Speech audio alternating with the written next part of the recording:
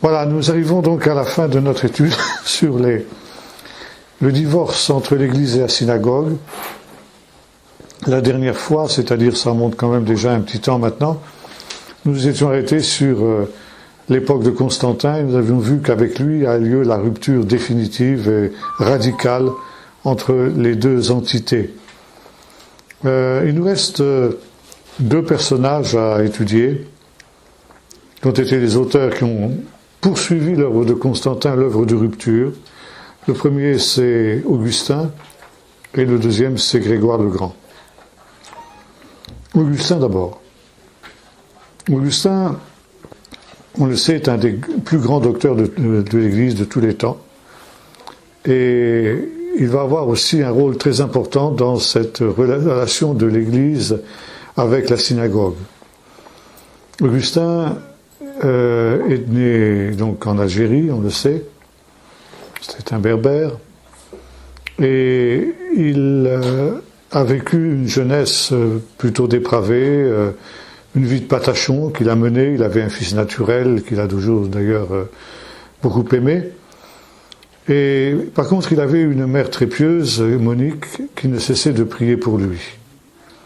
Et après un certain nombre d'années, les prières de sa mère ont été exaucées.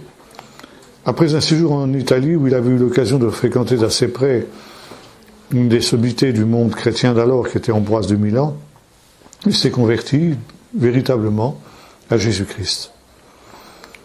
Il est intéressant de noter que dans les premiers temps de sa conversion, Augustin était millénariste. Et puis, il a changé d'avis parce que ce n'était plus la doctrine officielle de son Église. Et il a donc accepté d'être influencé par ce qui était le consensus dominant de son temps. On est ici à l'époque post-constantinienne, et par conséquent, la rupture était déjà consommée par rapport notamment au millénarisme. Augustin était un homme qui était paulinien et qui était basé sur l'idée de la justification par la foi. On sait qu'il jouera un très grand rôle ensuite dans la conversion de Luther et puis dans le processus de la Réforme, puisque c'est aussi par lui que Luther redécouvrira le principe de la justification par la foi, ignorant toutefois, comme le faisait Augustin lui-même, que l'expression qui va servir de base et de détonateur à la Réforme, le juste vivra par la foi, texte qui est tiré du prophète Habakkuk, eh bien, est un résumé de toute la Torah, et notamment est un résumé des 613 commandements. Et on a un texte dans les Écritures juives qui dit ceci: Moïse a donné 613 commandements, ensuite ils ont été réduits à 10, puis Michée les a réduits à 5, et Habakkuk les a réduits à un seul: le juste vivra par la foi. Donc, contrairement à ce que avait cru entrevoir Augustin et plus tard Luther, ce n'était pas une opposition à la Torah que cette affirmation de Paul, qui est reprise du prophète Habakkuk, que le juste vivra par la foi, mais bien, comme Paul le dit lui-même, l'accomplissement de la Torah. Il aura une célèbre controverse avec un autre docteur de l'Église qui s'appelle Pélage, qui lui, au contraire, insiste beaucoup sur la part de l'homme, tandis que Augustin insiste sur la part de Dieu dans le salut. Bon, finalement, l'Église ne tranchera ni en faveur de l'un ni en faveur de l'autre.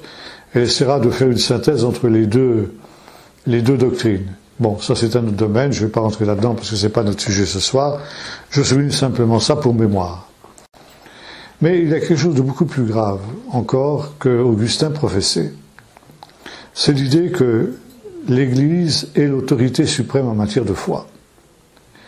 Et les Écritures sont subordonnées à l'Église. L'Église est maîtresse des Écritures. Et c'est l'Église qui doit interpréter les Écritures d'une manière décisive. Et il faut, par conséquent, accepter ce que conçoit l'Église et comment l'Église interprète l'Écriture, il faut s'y rallier. C'est ce qu'il avait fait lui-même, par exemple, nous l'avons vu tout à l'heure en ce qui concerne le millénium. Et Augustin va se pencher sur la question d'Israël.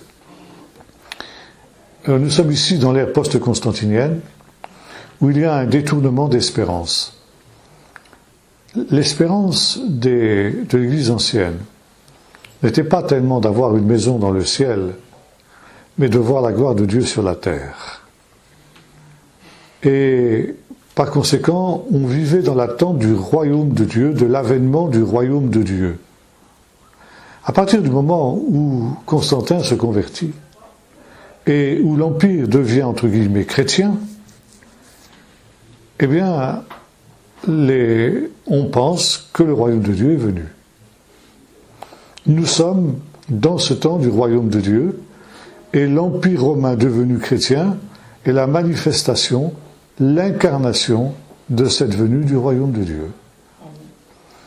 Si le royaume de Dieu est venu, en la personne de Constantin et de l'Empire romain christianisé, il n'y a plus à attendre. Par conséquent, quelle va être l'espérance du chrétien? Eh bien, on n'attend plus qu'un salut métahistorique, c'est-à-dire un salut qui est situé au-delà de l'histoire. Et c'est la fameuse doctrine qui est parvenue jusqu'à nous de l'enfer et du paradis. On attend le paradis, c'est-à-dire finalement un salut qui est situé au dehors de la terre, au-delà de la terre, et se faisant au-delà de l'histoire. Bon, il n'est pas faux évidemment d'attendre une rémunération après la mort.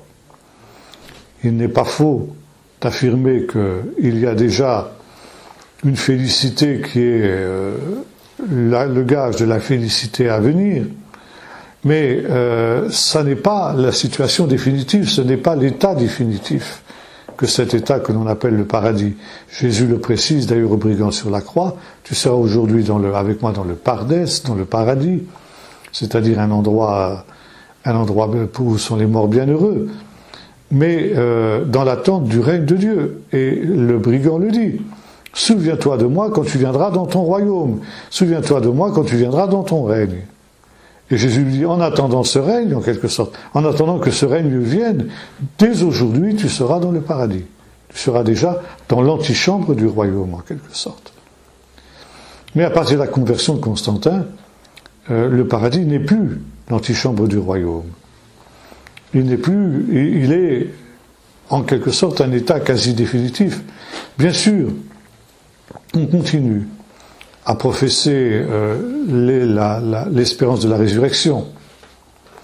Mais c'est quelque chose qui est renvoyé à un avenir extrêmement lointain et qui ne motive plus l'attente et l'espérance des chrétiens comme c'était le cas dans les siècles qui avaient précédé. Et l'espérance de la résurrection des morts devient un dogme que l'on professe, que l'on récite dans le credo, mais sans y accorder plus d'importance que cela. Et Augustin donc va reprendre ce thème-là.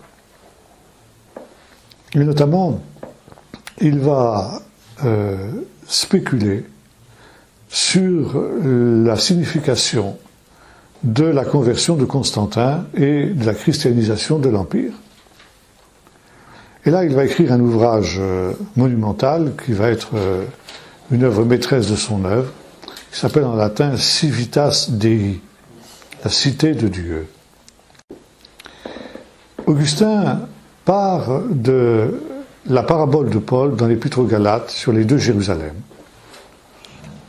Vous connaissez cette parabole où Paul prend le cas des deux femmes d'Abraham, Agar et Sarah. Et il en fait l'allégorie des deux Jérusalem. Parce qu'il y a deux Jérusalem. tous les Hébraïsants le savent, Jérusalem, en hébreu se dit Yerushalayim, ce qui est un duel. Ça veut dire un pluriel qui concerne deux réalités. Pour trois réalités et au-delà, il y a une autre forme de pluriel. Donc, il y a deux Jérusalem. On trouve ça dans le psaume 122. Jérusalem, tu es construite comme une ville dont les deux parties sont réunifiées. Et Paul reprend cette idée-là dans l'Épître aux Galates en disant il y a deux Jérusalem. La Jérusalem terrestre et la Jérusalem céleste. Ça, il ne dit rien d'original quand il dit ça. Il ne fait que répéter ce qu'ont dit tous les rabbins. Mais il assimile ces deux Jérusalem avec les deux épouses d'Abraham. Agar d'abord. Agar qui est l'esclave, la servante, qui est dans la servitude avec ses enfants, notamment avec Ishmaël, et qui représente pour lui la Jérusalem terrestre, la Jérusalem de son temps, qui, comme on le sait, est captive et esclave des Romains. Donc elle est dans la servitude. Et puis, il y a une autre Jérusalem, la Jérusalem céleste, qui est symbolisée par Sarah, qui est le contraire, est la femme libre. Et Paul en tire des conclusions, évidemment, chasse l'esclave avec son fils, etc. Bon, pour montrer aux Galates qu'ils ne doivent pas s'attacher à un judaïsme qui est lui aussi, en quelque sorte, captif d'une pensée qui est une pensée humaine, non pas qu'ils remettent en question la Torah, mais simplement l'interprétation que les rabbins de son temps ont donnée de la Torah. Et Augustin va repartir de cette allégorie-là, mais il la déforme un peu. Jérusalem céleste, il l'assimile avec Israël, mais pas l'Israël qui est composé du peuple juif. L'Israël spirituel, l'Israël qui est en réalité l'Église. Par conséquent, c'est la Jérusalem céleste qui symbolise l'Église. Et puis, il y a ensuite la Jérusalem terrestre. Et la Jérusalem terrestre, elle est l'équivalent de cette Jérusalem céleste pour Augustin. Elle est imprégnée, elle est informée par la Jérusalem céleste. Et par conséquent, on peut dire d'une certaine manière, dans la pensée d'Augustin, que ces deux Jérusalem n'en font qu'une. Il n'y a pour l'heure, c'est vrai, il y a une différence, mais un jour viendra où cette différence disparaîtra. Et la Jérusalem terrestre, c'est-à-dire l'Empire, c'est pas simplement la Jérusalem qui de son temps se trouve dans un état enfin, c'est une cité chrétienne, mais elle n'a plus rien à voir avec le judaïsme. Mais c'est pas simplement cette Jérusalem, la ville de Jérusalem, qui est symbolisée, qui est la cité de Dieu, mais c'est l'Empire tout entier. L'Empire, c'est la cité de Dieu. C'est maintenant l'Empire qui est sanctifié, qui est transcendé, et qui devient la manifestation du royaume de Dieu. Le royaume de Dieu est là, le royaume de Dieu est présent dans l'Empire romain christianisé. Paul ne voyait pas dans la Jérusalem d'en bas la cité des hommes, mais le type de la Jérusalem céleste. Pour lui, la cité des hommes dans la Bible, c'est Babylone. Pour Augustin, c'est véritablement Jérusalem.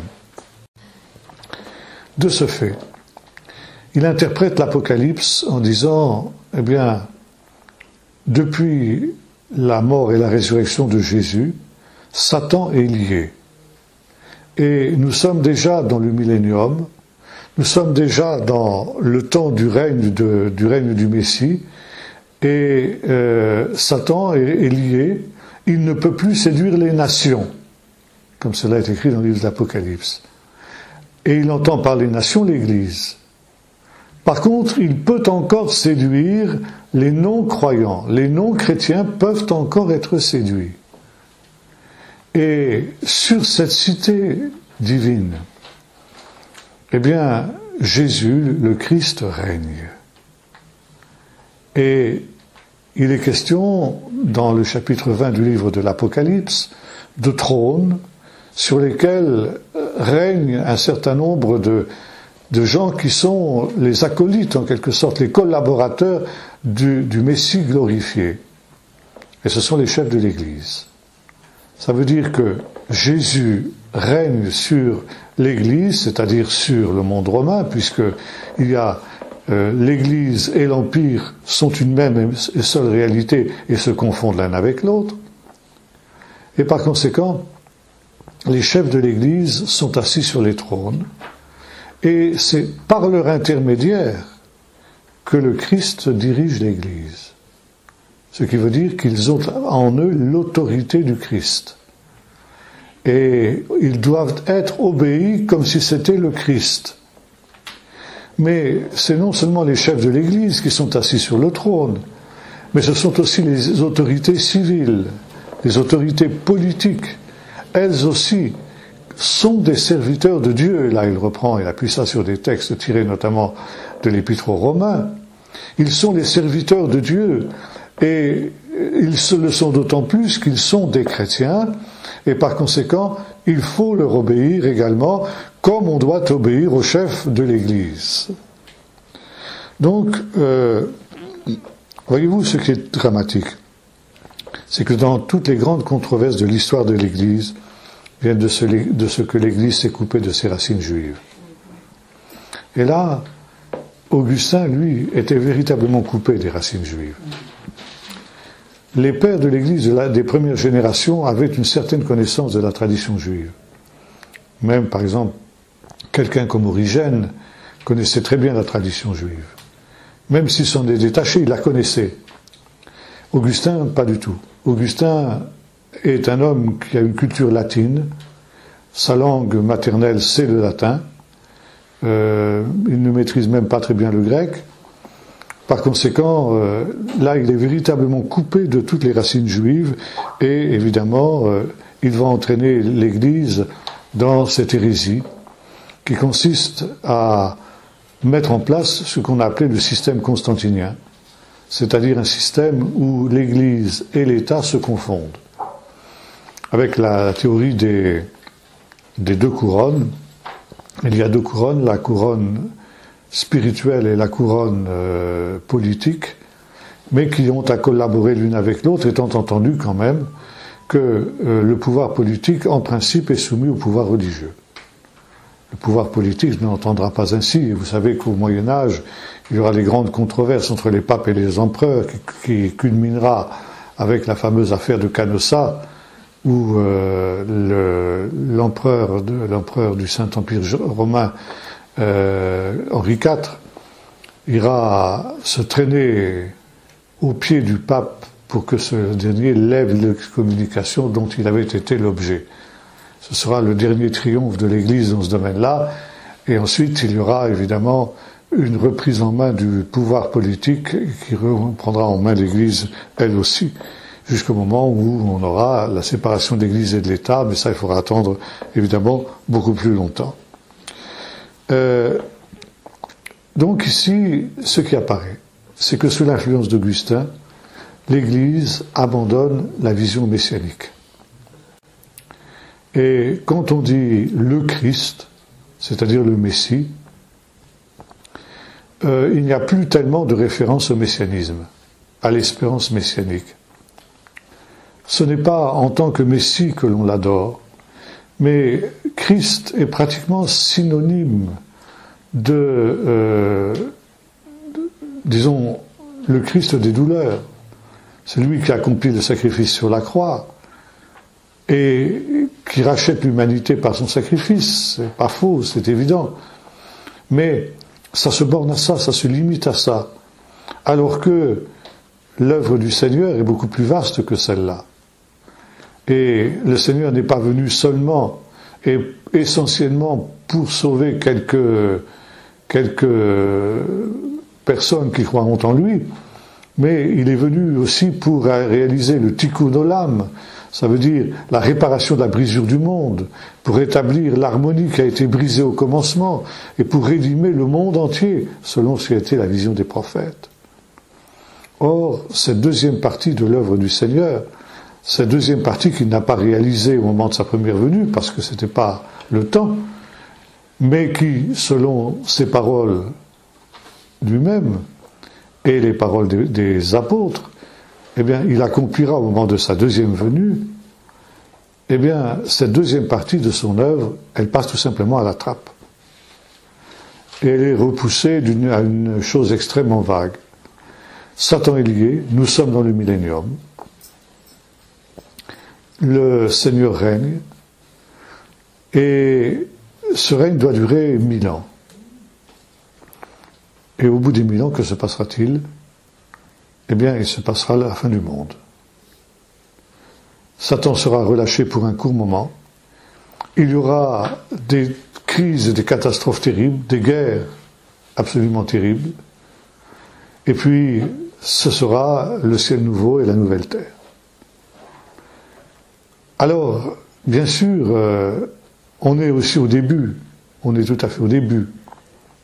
Mais au moment où l'an 1000 apparaîtra, on voit à quel point la pensée d'Augustin avait pénétré la doctrine officielle de l'Église. L'an 1000, c'est la fin du millénium. Donc nous arrivons à la fin du monde, nous arrivons à la fin des temps. Et tout le monde connaît ce qu'on a appelé les terreurs de l'an 1000.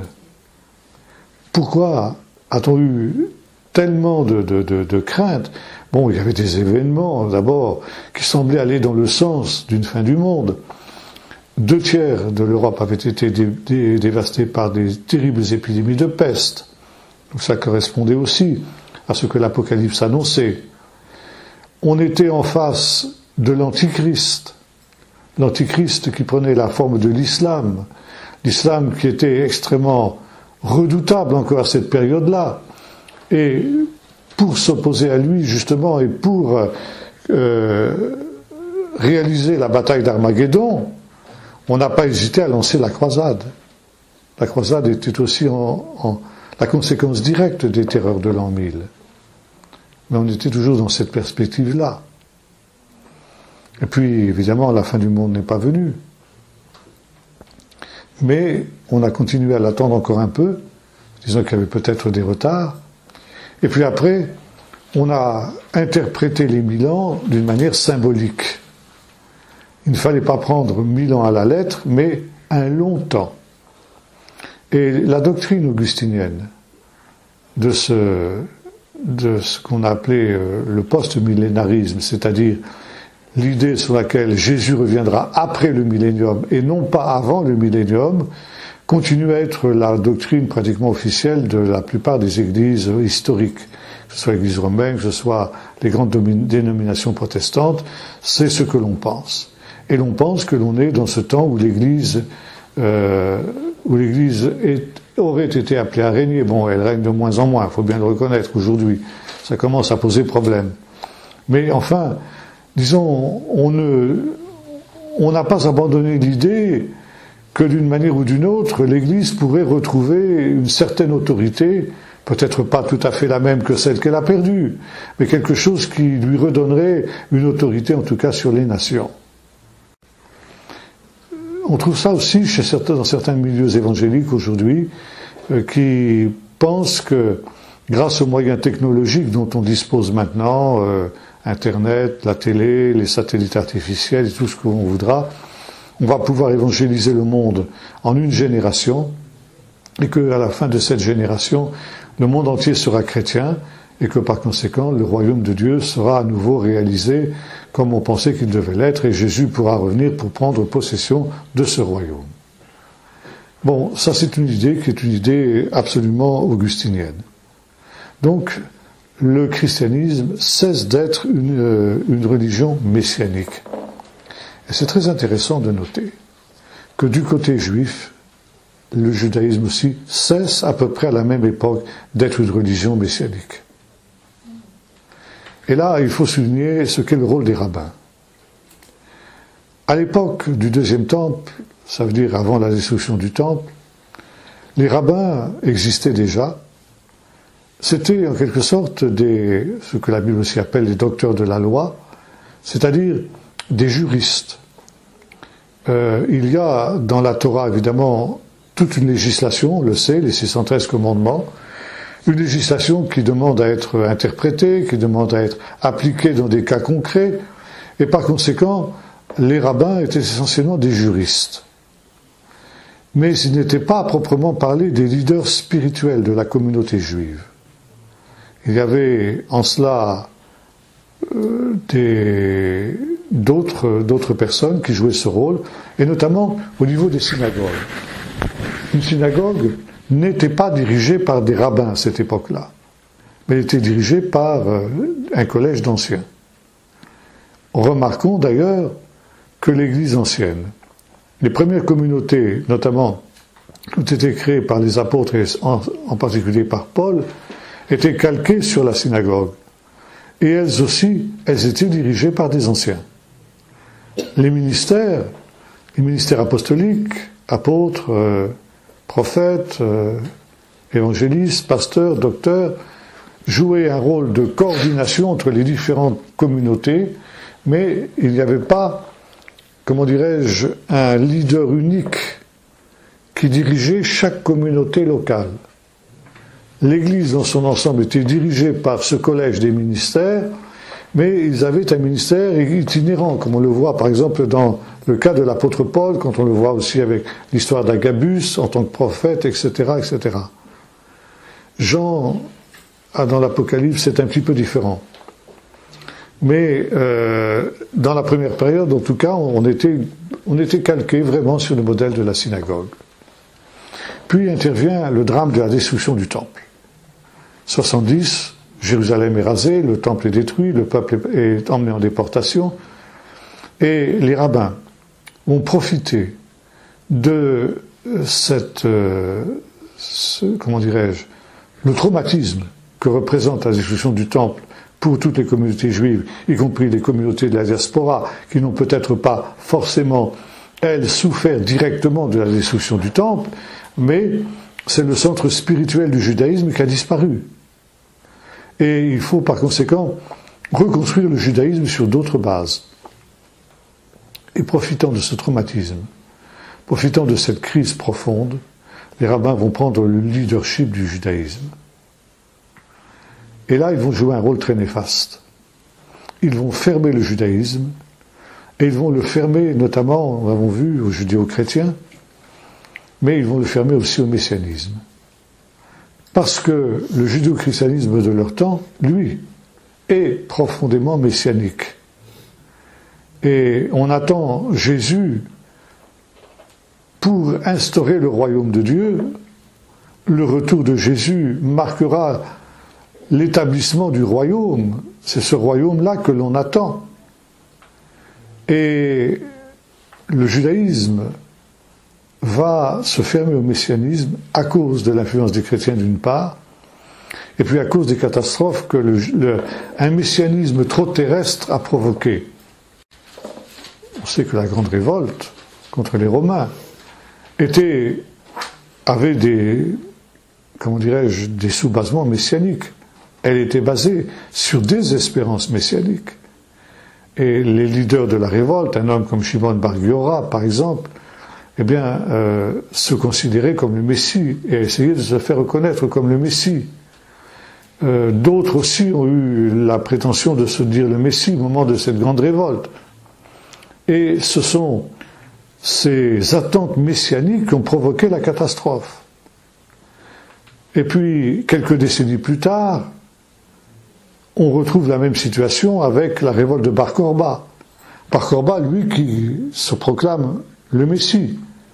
Bon, c'est une catastrophe pire encore que celle de 70. Et Rabbi Yehuda le Prince, qui succède à Rabbi Akiva,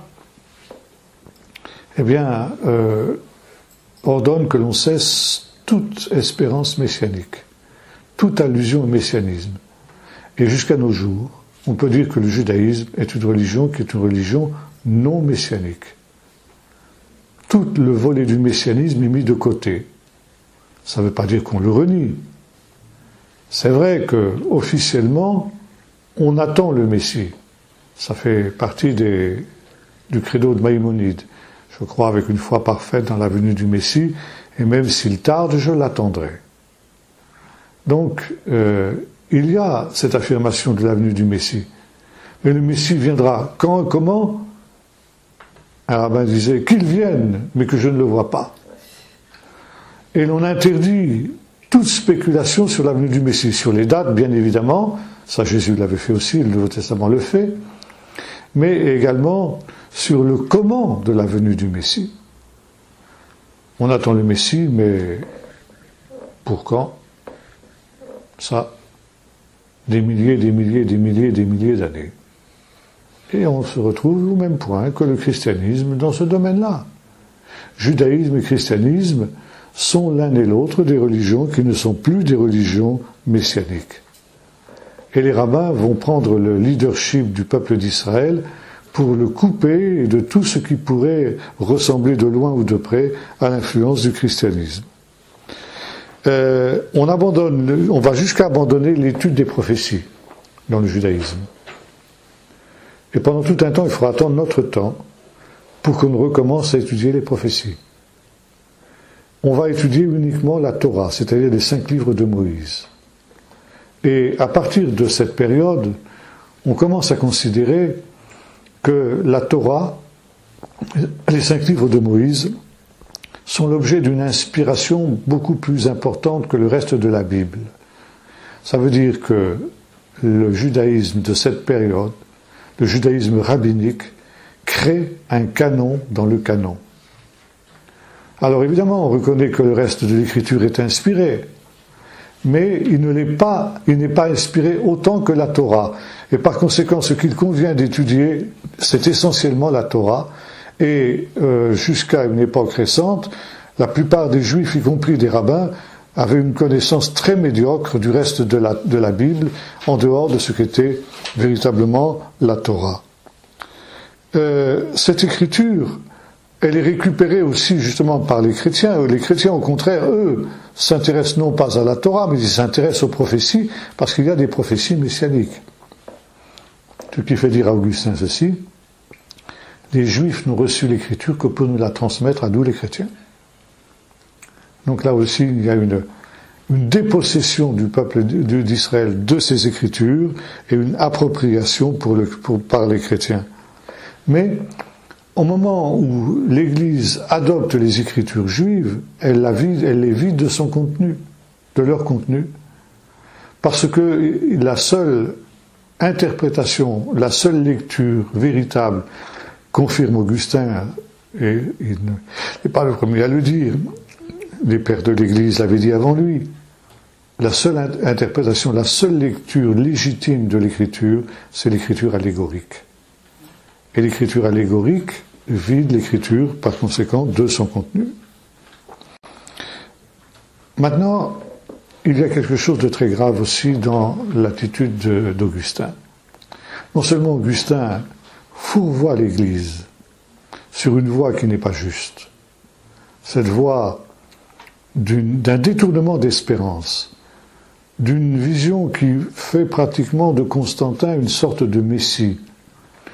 Constantin est celui qui a christianisé l'Empire,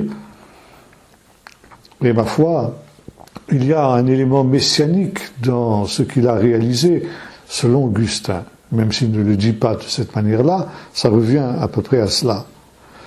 Et Augustin, donc, considère que, bien sûr, l'Église est le Vérus Israël, ça veut dire le véritable Israël.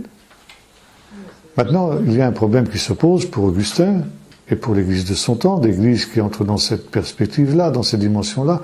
Quid du peuple d'Israël terrestre? Quid des Juifs, autrement dit? Bon, nous avons vu déjà que Constantin a mis beaucoup de restrictions au judaïsme. Les Juifs sont l'objet de nombreuses interdictions, de nombreuses de nombreuses limitations dans leur capacité d'intervenir. Bref, il a pratiquement interdit tout contact entre juifs et chrétiens. Il a changé le Shabbat au dimanche. Il a interdit que les chrétiens célèbrent les fêtes juives, etc., etc. Mais Augustin va plus loin. Il faut maintenir les juifs, il ne faut pas les tuer. Ça, c'est très important. Augustin n'était pas Hitler. Et comme disait le professeur Flusser, mon professeur du Nouveau Testament à Jérusalem, il disait ça à ses étudiants, parce que pour les étudiants, évidemment, le christianisme, c'était l'ennemi du peuple juif, l'ennemi héréditaire. Et le professeur Flusser disait, attention, n'oubliez pas ceci, la Shoah a été possible, non pas parce que l'Europe était christianisée, mais parce que l'Europe était déchristianisée. Si l'Europe était restée christianisée, il n'y aurait pas eu de Shoah. Et vous avez davantage à craindre une Europe déchristianisée qu'une Europe christianisée. Parce que l'Europe christianisée, à la suite d'Augustin, n'a jamais envisagé l'extermination des Juifs en tant que telle, comme l'a fait Hitler. Et d'une certaine manière, comme l'a envisagé le marxisme, non pas forcément par une extermination du peuple d'Israël, mais la disparition par assimilation du peuple d'Israël. Non. Et il y avait une certaine tolérance chez Augustin, dans ce sens que, en principe, dans l'Europe christianisée, dans la cité de Dieu telle qu'il l'envisageait, il ne devait pas y avoir d'éléments hétérogènes. On pouvait tolérer, et les pouvoirs pouvaient tolérer le paganisme pour un temps, c'est-à-dire le temps nécessaire pour évangéliser tous ces païens-là. Païen signifiant d'ailleurs quelqu'un qui adorait des idoles. On était conscient que cette christianisation de l'Empire, elle ne pénétrerait dans les fins fonds des campagnes qu'après un temps relativement long. Donc il fallait user de patience. Mais à terme, le but, c'était qu'il ne reste plus un seul païen, un seul adorateur d'idoles dans l'Europe, dans l'Empire. Et ce faisant donc, l'Empire devait être un tout homogène. Mais il y avait un élément hétérogène dans l'Empire, c'était le peuple juif. Le peuple juif était le seul qui devait rester différent au sein de l'Empire. Alors, c'était un problème. Est-ce que ce n'était pas une brèche à l'unité du peuple chrétien? Est-ce que ce n'était pas une brèche dans l'unité de l'Empire? Et alors, il a fallu trouver une solution. Il n'était pas question d'exterminer. Pourquoi? Parce qu'on espérait, au temps de la fin, à une conversion massive du peuple juif, selon l'enseignement de Paul, du moins ce qu'on comprenait de l'enseignement de Paul. Et l'on s'attendait à ce que le peuple d'Israël rentre dans l'Église au temps de la fin. C'était la seule espérance qu'on lui donnait. Maintenant, en attendant, eh bien, il fallait tout faire pour essayer de le convertir.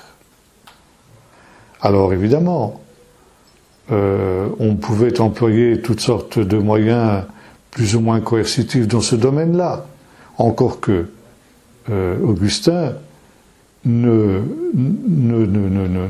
poussait pas trop dans ce domaine-là, bien que il employait la parabole, vous savez, comment ça s'appelle, du grand festin. Lorsque un roi fait des noces pour son fils, et qu'il envoie ses serviteurs chercher les invités qui s'excusent les uns après les autres. Alors le roi envoie ses serviteurs ramasser tout venant, tous les mendiants, les gens de mauvaise vie, etc. Et le texte, enfin il le traduit comme ça, en tout cas Augustin, et ces gens-là, contrains-les d'entrer. Ah! Et Augustin préconisait la contrainte à partir de ce texte. Contraindre en matière de religion. On est presque à l'islam, là. Et il faut contraindre les païens, mais il faut aussi contraindre les juifs. Comment peut-on contraindre les juifs? Eh bien, en les humiliant. Le juif doit avoir dans l'Empire un statut spécial, un statut d'infériorité et un statut d'humiliation. Et ce statut d'humiliation, il ne faut pas le tuer, parce qu'il doit se convertir au temps de la fin, mais il faut l'opprimer, il faut l'humilier, il faut lui rendre la vie le plus difficile possible, et même si c'est aller jusqu'à lui rendre impossible cette vie-là. Et ceci pour deux raisons. La première, pour le pousser à se convertir.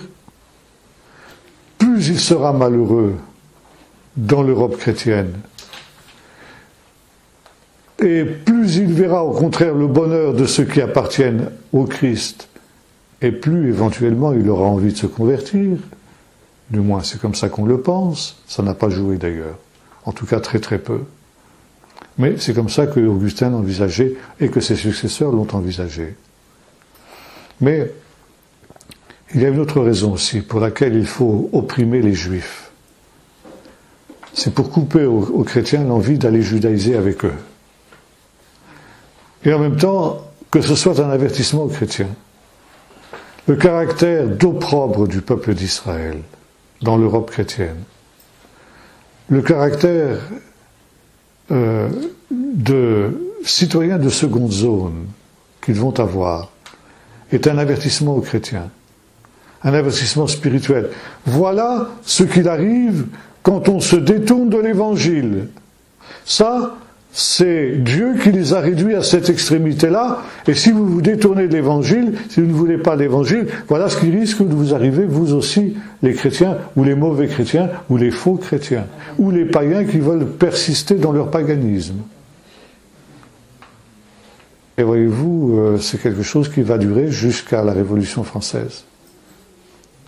Ça, ce statut du juif, ce statut juif citoyen de seconde zone, il faut attendre la Convention pour que les Juifs obtiennent, en France d'abord, et puis ensuite, après les conquêtes napoléoniennes dans toute l'Europe, l'égalité des droits. C'est quelque chose d'impensable quand on y réfléchit. Et pourtant, c'est quelque chose qui s'est réalisé. Pourquoi doit-on humilier les Juifs aussi? Parce que les Juifs sont incapables d'apprécier les réalités spirituelles, parce que c'est un peuple charnel. Et ils ne s'intéressent qu'aux choses terrestres. Et par conséquent, il faut que les choses terrestres perdent leur attrait sur le Juif. Et pour que le Juif ne soit pas attiré par les choses terrestres, il faut les lui retirer. Lui retirer le bonheur terrestre, lui retirer le maximum de biens matériels, pour qu'il ait envie d'ouvrir les yeux et de contempler les richesses spirituelles. Maintenant, il y a aussi une autre erreur que Augustin préconise, c'est l'idée des deux résurrections que l'on trouve dans le livre de l'Apocalypse. Il croit à la résurrection au dernier jour, mais il y a déjà eu une première résurrection. Cette résurrection, c'est la régénération. Lorsque un païen ou un individu se convertit à Jésus-Christ, il naît de nouveau, en quelque sorte, il ressuscite. Ça, c'est la première résurrection. À noter qu'un certain nombre de mouvements évangéliques croient encore ça aussi, jusqu'à nos jours. c'est quelque chose qui n'a pas disparu. Et voyez-vous, on arrive à ce paradoxe incroyable où quand l'Église renie ses racines juives, elle se renie elle-même. Et là, on est exactement dans ce contexte-là. Donc, Augustin préconise l'asservissement des Juifs aux chrétiens. Et cela pour des raisons spirituelles. Et les Juifs, c'est terrible parce que même quand les Juifs se convertissent, ils n'échappent pas à l'opprobre, en fin de compte.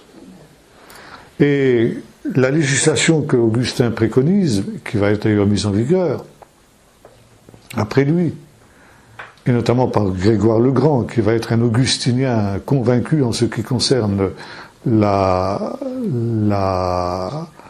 peuple d'Israël, eh bien, Grégoire le Grand a popularisé l'enseignement d'Augustin, en fin de compte, c'est l'idée que quand un juif se convertit au christianisme, il doit abandonner tous ses biens. Ses biens sont confisqués.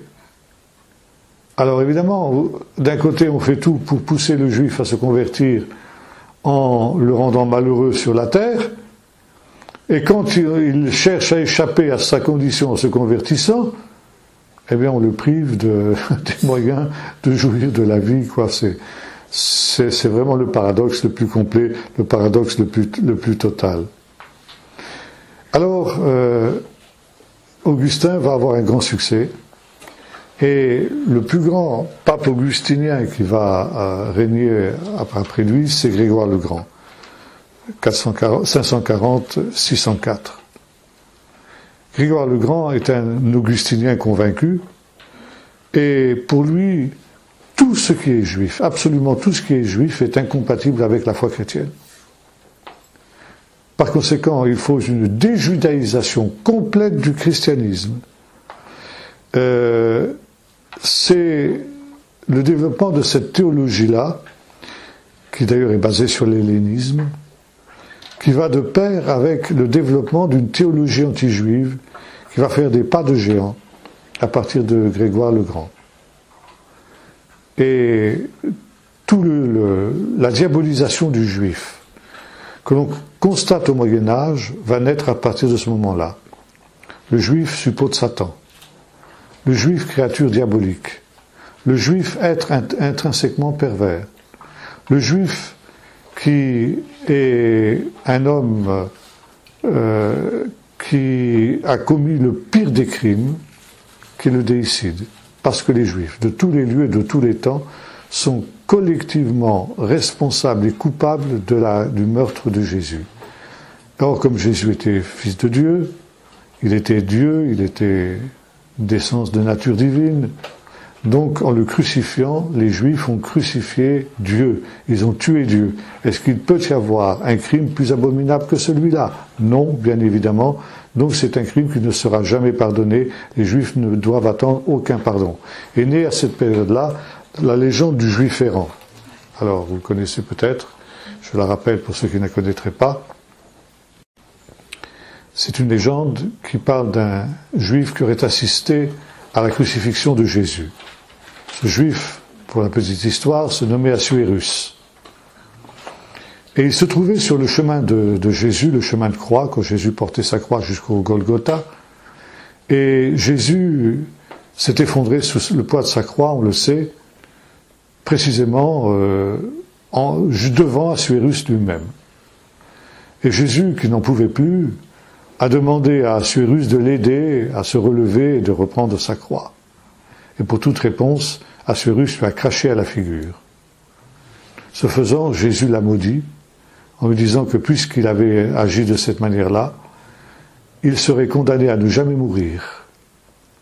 Il ne disparaîtrait jamais, mais il serait toujours errant, il serait toujours chassé de lieu en lieu, il n'aurait jamais de repos, il n'aurait jamais de tranquillité, il n'aurait jamais de véritable bonheur. Et à toutes les générations, alors on croyait revoir le Juif errant. Et dans toute l'histoire du christianisme, le juif errant apparaît à certains endroits. Bien sûr, le plus souvent, c'est à la période de Pâques qu'il apparaît. Mais qu'est-ce que c'est que la légende du juif errant? C'est finalement l'incarnation de l'histoire du peuple juif. Le peuple juif ne disparaîtra pas. Le christianisme post-augustinien en est bien conscient.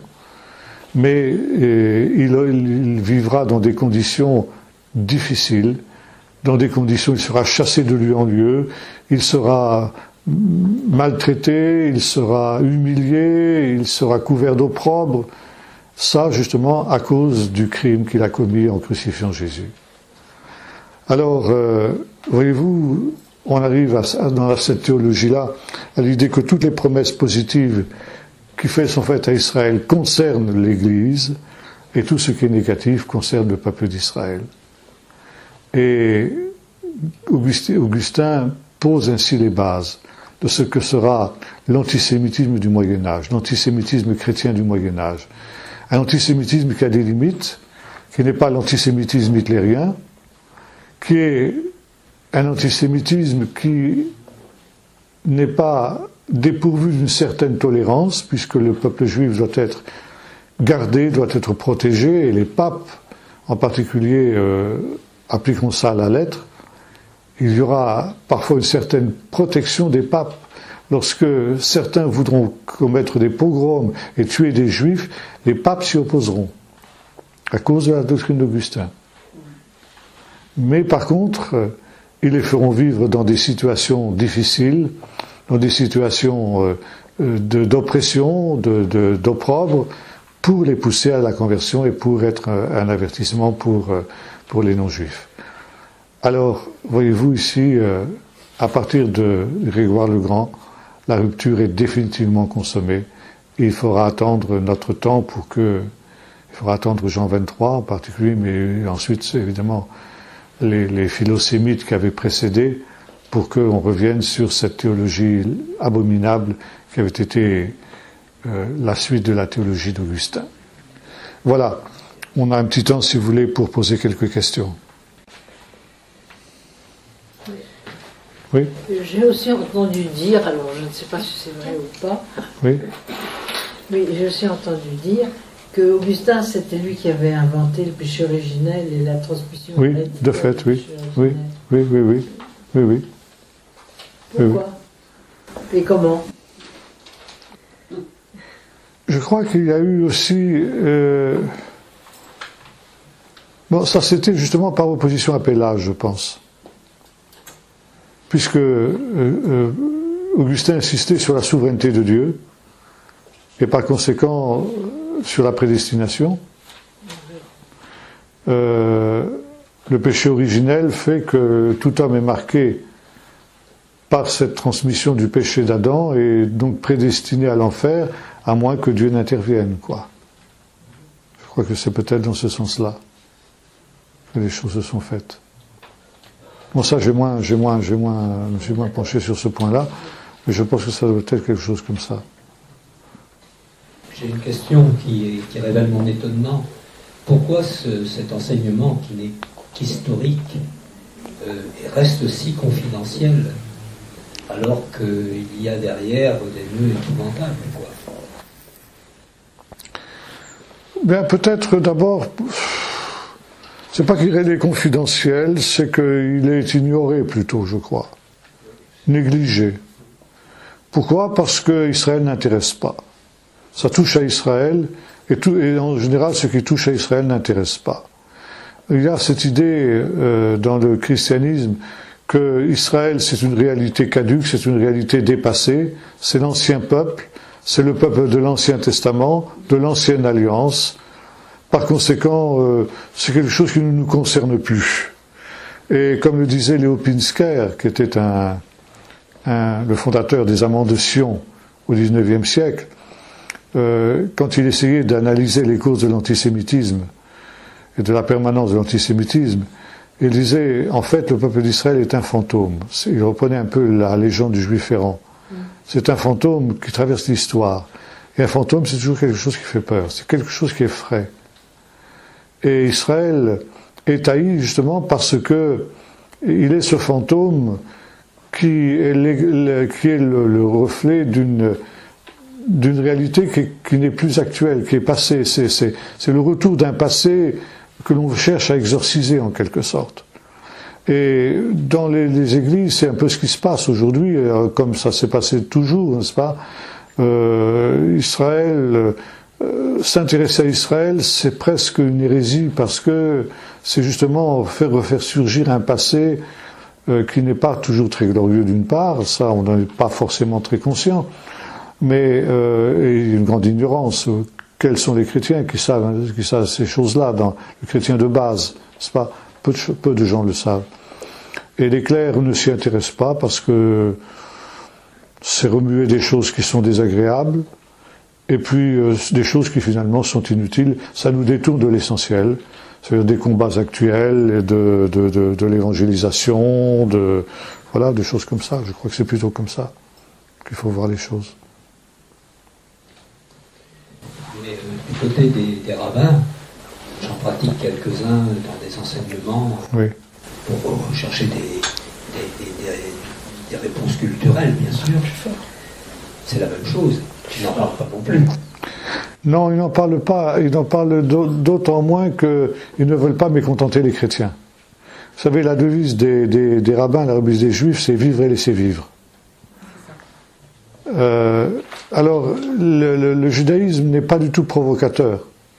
Au contraire, il cherche plutôt la conciliation parce qu'il a trop souffert des conflits passés et il ne cherche pas la controverse. Évidemment, si on vient l'empiéter sur son terrain et essayer de le convaincre que Jésus est le Messie, là il va réagir, parfois d'une manière agressive. Mais autrement, si on le laisse tranquille, il ne va pas venir inquiéter les chrétiens, même à rappeler un passé qui n'est pas forcément un passé glorieux. Par contre, les Juifs sont très contents quand des chrétiens le font à leur place, ça oui. Et comment sont perçus aujourd'hui les Juifs messianiques? Par qui?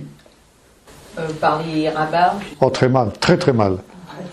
Alors ça, ce sont les pires, ce sont des traîtres, ce sont des renégats, ce sont des gens qui sont infréquentables.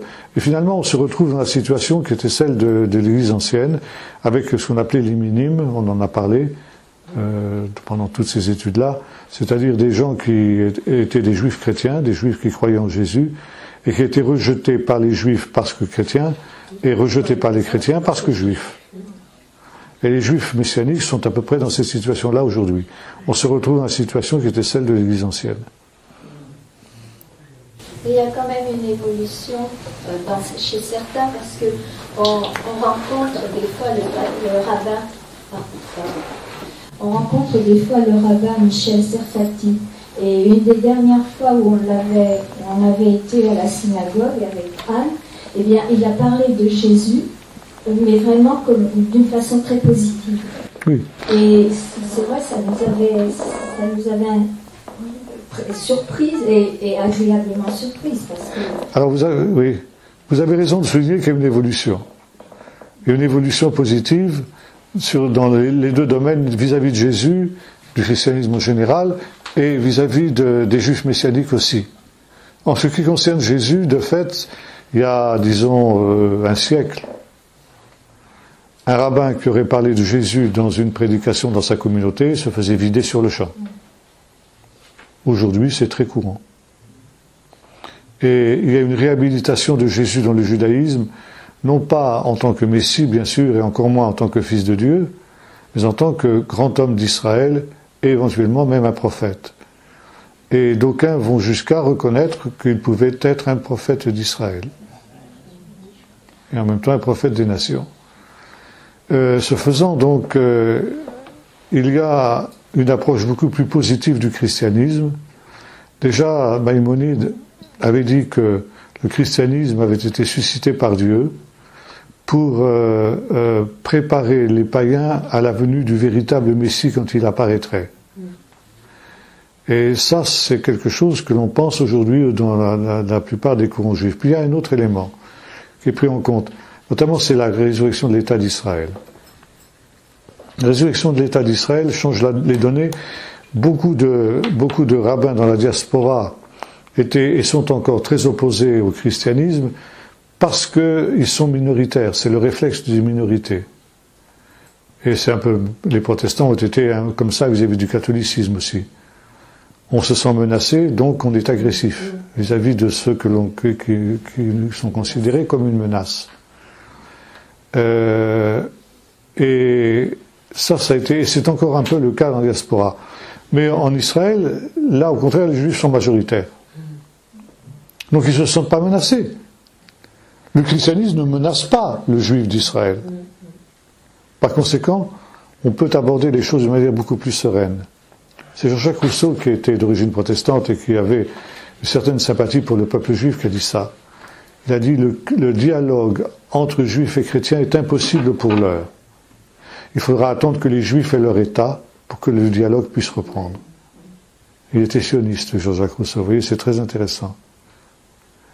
Alors ça, c'est en ce qui concerne Jésus. Il y a effectivement une reconsidération de ce qu'était Jésus d'une manière très positive, et du christianisme, parce qu'on considère, comme l'avait fait Gamaliel, que puisque le christianisme a subsisté contre vents et marées, et non seulement il a subsisté, mais il s'est répandu sur toute la terre, et il a communiqué la Torah d'Israël au monde entier, eh bien ça doit être quelque chose qui vient de Dieu. Vous voyez le raisonnement. Et maintenant, en ce qui concerne les juifs messianiques, c'est vrai qu'il y a aussi une évolution, en Israël en particulier. Moins en diaspora, mais en Israël. Et quand j'étais là-bas il y a 50 ans, les juifs messianiques, c'était véritablement le diable en personne, quoi. Aujourd'hui, à part pour les rabbins et pour les orthodoxes purs et durs, si vous parlez avec l'Israélien moyen, juif messianique, après tout, pourquoi pas? C'est leur liberté. S'ils veulent être des bons juifs, s'ils font l'armée, s'ils circoncisent leurs enfants, s'ils sont sionistes, etc., après tout, pourquoi pas?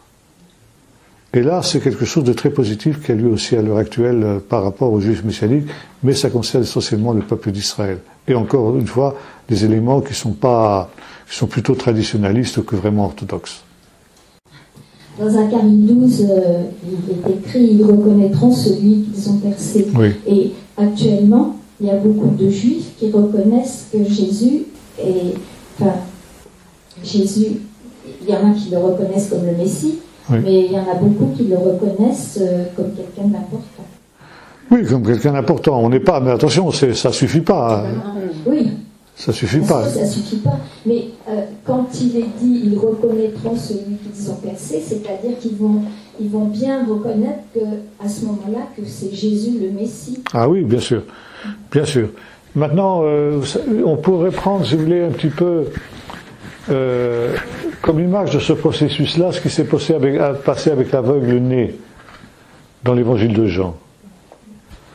C'est cet aveugle qui ne connaissait pas Jésus, qui a été guéri et puis qui est convoqué par les pharisiens qui lui demandent mais comment tu as été guéri, etc. Bah, il dit un certain Jésus. Au début, il en est là. Un certain Jésus a fait de la boue avec sa salive et puis il m'a dit d'aller me laver, puis j'ai vu. Mais qu'il est... Je ne connais pas. Je ne connais pas plus que ça, j'en sais rien. Donc, gloire à Dieu, c'est un pécheur. Ça, c'est la première réaction. Et c'est encore la réflexion d'un certain nombre de rabbins ultra. C'est un pécheur. Bon. Bah, le bon sens de ce brave homme amène à dire, en principe, Dieu n'exauce pas les pécheurs. Si Dieu a exaucé sa prière pour que je sois guéri, c'est peut-être qu'il n'est pas en fait aussi pécheur que ça. Et ça, c'est la deuxième, c'est l'étape à laquelle on est aujourd'hui. Voyez-vous, le peuple d'Israël, la majorité du peuple d'Israël se dit, puisque, en quelque sorte, Jésus a réussi à évangéliser le monde entier, peut-être qu'après tout, il y a quelque chose qui est de Dieu dans son affaire. Et que lui n'est pas le pécheur qu'on a pensé qu'il était. Bon. Et puis, après, donc, on lui demande, mais et toi, qui dis-tu qu'il est? Il répond, c'est un prophète. C'est une nouvelle étape. Et puis après, il rencontre Jésus, et Jésus lui demande, crois-tu au Fils de Dieu? Et qui est-il, Seigneur, pour que je croie en lui? Eh bien, c'est celui qui te parle. Il se procède et dit, je crois. Ça, c'est la dernière étape. Vous voyez, ça, c'est le processus. C'est un pécheur, ensuite, c'est un homme de bien, ensuite, c'est un prophète, et ensuite, c'est le Fils de Dieu. Voilà. Pareil, dans Zacharie 14, il y a la description d'une guerre nucléaire. Oui. Et c'est quand même 500 ans avant Jésus-Christ. Donc, quand on parle de ça et on voit ce qui se passe en ce moment avec le nucléaire, on peut comprendre encore plus qu'on est dans les temps de la fin. Bien sûr. Bien sûr. Bien. Autre question? J'ai une question d'Élisée. Ah. Je vais essayer de la lire. Il est constant. Alors, je te l'ai dit tel quel et après j'essaie de reformuler. Au vu de tout ce qu'on apprend là, est-ce qu'il y a une autre lecture du Nouveau Testament que celle qui l'aborde comme étant l'adaptation à la situation nouvelle de l'entrée en masse des païens dans l'Église, qui cependant n'annule pas la Torah? Car il me semble que le problème des pères de l'Église est qu'ils ne l'ont pas lu comme cela. Bien sûr. N'est-ce pas ce qui a provoqué tout cela? Évidemment. Évidemment. La réponse, elle est très brève. Il a donné la réponse dans sa question. Bon. Donc, il disait aussi, est-ce qu'il n'y a pas une autre perspective de compréhension du Nouveau Testament? Mais si c'est celle des pères de l'Église, c'était l'allégorie, c'était celle que j'ai expliquée. C'est-à-dire, Israël est déprivé de ses privilèges au profit de l'Église, quoi. C'est l'Église qui est le nouvel Israël, et par conséquent, le Nouveau Testament annule tout ce qu'Israël a été jusqu'à présent, quoi. Ça, c'était la lecture augustinienne. Bon, il est content.